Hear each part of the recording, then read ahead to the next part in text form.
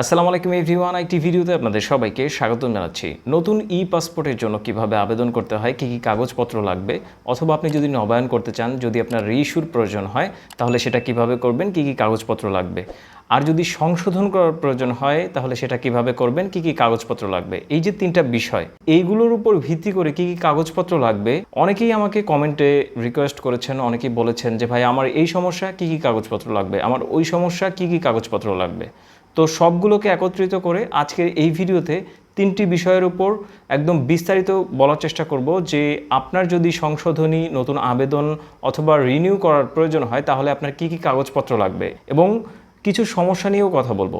অনেকেই এই সমস্যাগুলো ফেস করছেন, যেমন ধরুন চেয়ারম্যানের প্রত্যয়নপত্র লাগবে, এটার জন্য অনেককেই ফিরিয়ে দিচ্ছে।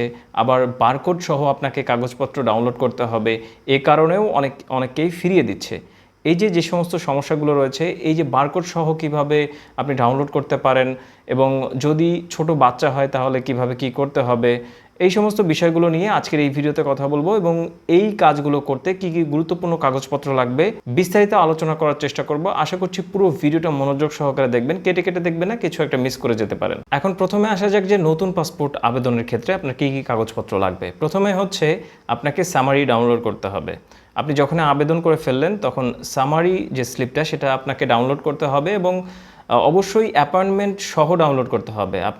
আপনি যদি ঢাকার মধ্যে হয়ে থাকেন তাহলে আপনাকে অবশ্যই আগে অ্যাপয়েন্টমেন্ট নিতে হবে, তারপরে হচ্ছে আপনাকে সামারিটা ডাউনলোড করতে হবে। যদি এমনটা হয় যে আপনি সামারি অ্যাপয়েন্টমেন্ট সহ ডাউনলোড করতে ভুলে যান তাহলে আপনাকে পুনরায় লগ ইন করতে হবে। লগ ইন করে আপনি অ্যাপয়েন্টমেন্ট নেবেন এবং তারপরে হচ্ছে সামারিটা আপনাকে ডাউনলোড করতে হবে। তারপর হচ্ছে আপনি ব্যাংকে যে টাকাটা জমা দিলেন অথবা আপনি চালানের মাধ্যমে যে টাকাটা জমা দিলেন, মানে চালানের মাধ্যমে কিন্তু আপনি টাকা জমা দিতে পারেন ঘরে বসে। সেটা কিভাবে করতে হবে আমি ডিসক্রিপশন বক্সে ভিডিও রেখে দেবো, আপনি সেখান থেকে দেখে নেবেন। আর ব্যাংকের মাধ্যমে যদি আপনি দেন অথবা চালানের মাধ্যমেও যদি আপনি দেন, সেই যে রসিদটা সেইটা আপনাকে সাথে করে নিয়ে যেতে হবে। এখন হচ্ছে আপনার জাতীয় পরিচয়পত্র লাগবে যদি আপনার বয়স 20 বছরের উপরে হয়। যদি আপনার বয়স 20 বছরের নিচে হয় তাহলে আপনার জন্ম নিবন্ধন লাগবে, এবং জাতীয় পরিচয়পত্র এবং জন্ম নিবন্ধন দুইটারই কিন্তু ফটোকপি নিয়ে যেতে হবে এবং মূল কপিকে সাথে করে নিয়ে যেতে হবে। সেটা অবশ্যই কিন্তু অনলাইনে থাকতে হবে, ইংরেজি হতে হবে, এটা কিন্তু অবশ্যই আপনাকে মাথায় রাখতে হবে। যদি আপনার জন্ম নিবন্ধন অনলাইনে না থাকে তাহলে সেটা কিভাবে আপনি অনলাইনে করবেন এটার উপর ভিডিও রয়েছে ডেসক্রিপশন বক্সে, সেটা চেক করবেন। বাংলা থেকে ইংলিশ করার প্রয়োজন হয় সেটা কিভাবে করতে হবে সেটার উপরও ভিডিও রয়েছে ডেসক্রিপশন বক্সে, দেখে নেবেন। আপনি যদি বিবাহিত হন, আপনার স্বামী বা স্ত্রীর যে জাতীয় পরিচয়পত্র রয়েছে সেইটার ফটোকপি আপনি সাথে করে নিয়ে যাবেন। আর চেয়ারম্যানের যে কাগজটা সেটা তো লাগবেই। এখন হচ্ছে রিইস্যু করার যদি প্রয়োজন হয় তাহলে সেই ক্ষেত্রে কী কী গুরুত্বপূর্ণ কাগজপত্র লাগবে এবং কিভাবে সেটা নিয়ে যেতে হবে। আপনার পূর্ববর্তী যে প্রিভিয়াস যে পাসপোর্টটা রয়েছে সেইটার ডেটাবেজের যে ছবিটা, মানে সেটার ফটোকপিটা আপনি নিয়ে যাবেন, আর মূল কপি তো সাথে করে নিয়ে যেতেই হবে। আর যদি এমনটা হয় আপনার প্রিভিয়াস যে পাসপোর্টটা রয়েছে সেটা যদি হারিয়ে যায়, সেটা এমআরপি অথবা পাসপোর্ট যদি হয়ে থাকে, সেটা যদি হারিয়ে যায় তাহলে আপনি থানায় যে জিডি করেছেন সেই জিডির কপিটা আপনাকে সেখানে সাবমিট করতে হবে। আপনার বয়স যদি 20 বছরের নিচে হয় তাহলে আপনার পিতামাতার যে ভোটার আইডি কার্ডটা রয়েছে সেইটার কপি লাগবে।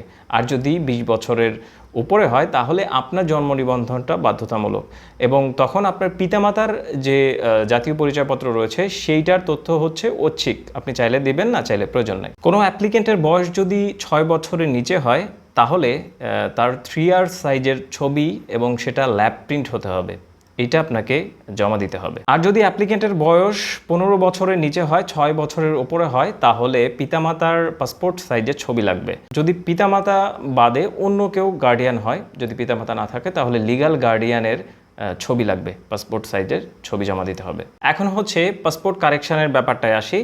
আপনার যদি পাসপোর্ট কারেকশানের প্রয়োজন হয়, আপনি যেটা পরিবর্তন করতে চাচ্ছেন সেইটার উপর ভিত্তি করে আপনার ডকুমেন্টগুলো লাগবে। আপনি যদি পেশা পরিবর্তন করতে চান, সরকারি অথবা বেসরকারি চাকরিজীবী যদি আপনি হয়ে থাকেন তাহলে সেক্ষেত্রে জিও এনওসি যে ব্যাপারটা রয়েছে এটা আপনাকে দিতে হবে। আপনি যদি ম্যারিটাল স্ট্যাটাসকে চেঞ্জ করতে চান, আপনি হয়তো অবিবাহিত ছিলেন, এখন হচ্ছে বিবাহ করেছেন, তাহলে সেই ক্ষেত্রে কাবিননামা আপনাকে সেখানে দিতে হবে। আর যদি আপনি আপনার ঠিকানা পরিবর্তন করতে চান তাহলে সেই ক্ষেত্রে বাড়ি ভাড়ার রসিদ, বিদ্যুৎ বিলের কপি, তারপর আপনার গ্যাস বিলের কপি, টেলিফোন বিলের যে ব্যাপারটা রয়েছে এগুলো আপনাকে দিতে হবে। মানে আপনি এমন তথ্য দেবেন, এমন প্রুফ দেবেন যেটা দিয়ে আপনার ঠিকানাকে প্রুফ করা যায়। আপনি যদি পাসপোর্টে পিতামাতার নাম, নিজের নাম, বয়স সংশোধন করতে চান তাহলে অ্যাফিডেভিট করতে হবে, সেই কপিটা আপনাকে জমা দিতে হবে। আর পেশা পরিবর্তনের ক্ষেত্রে যে কথাটা বললাম, আপনি যদি গভর্নমেন্ট সার্ভিস হোল্ডার হয়ে থাকেন তাহলে সেই ক্ষেত্রে আপনাকে জিও সাবমিট করতে হবে। আপনি যদি প্রাইভেট জব করে থাকেন তাহলে আপনাকে এনওসি সাবমিট করতে হবে। এখন আসা যাক যে চেয়ারম্যানের প্রত্যয়নপত্র। অনেকেই আমাকে বলেছেন, আমি অনেকেরই পাসপোর্টের আবেদন মানে ভিডিও করতে গিয়ে অনেকেরই আবেদন করে দিয়েছি। অনেকে আমাকে বলেছেন যে ভাইয়া চেয়ারম্যানের প্রত্যয়নপত্র যেটা, এইটার জন্য অনেক অফিস থেকেই ফেরত দেওয়া হয় যে আপনি এটা নিয়ে আসুন। তো এইটা আপনি যদি পাসপোর্টের ওয়েবসাইটে ভিজিট করেন তাহলে কিন্তু আপনি এইটার কোনো উল্লেখ পাবেন না, মানে চারিত্রিক মানে চেয়ারম্যানের যে প্রত্যয়নপত্রটা, এটার কিন্তু আপনি কোনো ধরনের কোনো এখানে পাবেন না। কিন্তু যেহেতু এটা তারা বলছে, অবশ্যই আপনাকে দিতে হবে, অবশ্যই এটা আপনি সংগ্রহ করবেন এবং কাগজের সাথে দিয়ে দিবেন। এবার হচ্ছে বারকোড সহ কীভাবে ডাউনলোড করবেন। অনেকেই এইটার জন্য ফেরত চলে আসে, পাসপোর্ট অফিস থেকে বলা হয় যে বারকোড সহ নিয়ে আসুন। এই ঝামেলাটা অনেকেই ফেস করছেন। তো আমি এটার উপর ভিডিও আপলোড করেছি, সেইটা হচ্ছে ডেসক্রিপশন বক্সে থাকবে, আপনি সেখান থেকে দেখে নেবেন যে কীভাবে আপনি খুব সহজে বারকোড সহ আপনার আবেদনপত্রটা আপনি ডাউনলোড করতে পারেন। এনি কোয়েশ্চেন রিগার্ডিং পাসপোর্ট নির্দ্বিধায় কমেন্টে লিখতে পারেন। আপনার যদি কোনো প্রশ্ন থাকে তাহলে আমি অবশ্যই উত্তর দেওয়ার চেষ্টা করব। আশা করছি ভিডিওটা আপনাদের জন্য ইনফরমেটিভ হয়েছে। যদি সেরকমটা হয় তাহলে অবশ্যই লাল যে সাবস্ক্রাইব লেখা বাটনটা রয়েছে ওটাতে ক্লিক করে সংযুক্ত থাকতে পারেন আরও নতুন নতুন ভিডিও দেখার জন্য।